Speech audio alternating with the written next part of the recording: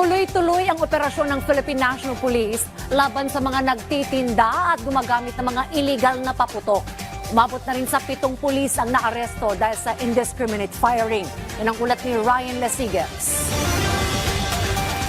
Ilang araw bago ang pagsalubong ng bagong taon, patuloy din ang pagtaas ng bilang ng mga nasusugatan o nasasaktan dahil sa paggamit ng illegal na paputok. Batay sa datos ng Philippine National Police, umakyat na sa halos 50 individual ang naitalang firecrackers-related injury.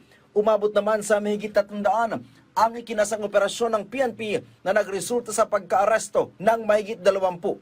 Ang pinaka number 1 culprit po natin dyan, yung 5-star, yung malaki na 5-star, na kung saan po ang naitala dyan na total cost po ay maabot sa 22,481 worth of money. Ang pinakamalaki po dyan ay nangyari sa Region 3 pa rin po ang number 1. At ang sumunod po na culprit dyan na tinatanong nyo, Sir Jun, ay yung Piccolo, yung pop-up. Ito po yung top 3 nila. At yung number 2 po natin yung Piccolo.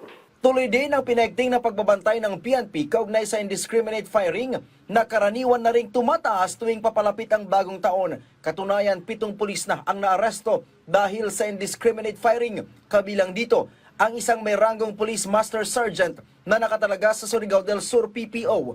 Arestado din ang isang Police Senior Master Sergeant na nakatalaga naman sa Iloilo PPO. Patrolman mula sa Maritime Group ng NCRPO at isang pulis mula sa Misamis Oriental.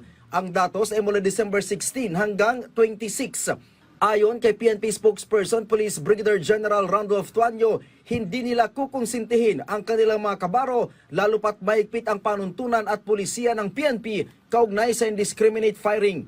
Sa ngayon po, ongoing investigation sa pagkat ito po ay nangyari kahapon. Ipapatupad po ni General Natates yung kung kanya pong sinabi na pinalabas po sa pamamagitan ng isang memorandum na sa loob ng 36 hours kapag po ay hindi nabigyan ng solusyon yung pong indiscriminate firing na nangyari na may biktima, tatamaan po yung mga commander, sila po ay marirelieve po. Samantala, isa na ang naitalang patay matapos tamaan ng stray bullet. Ang insidente ay naitala madaling araw ng December 25, nananatili namang at large ang suspect.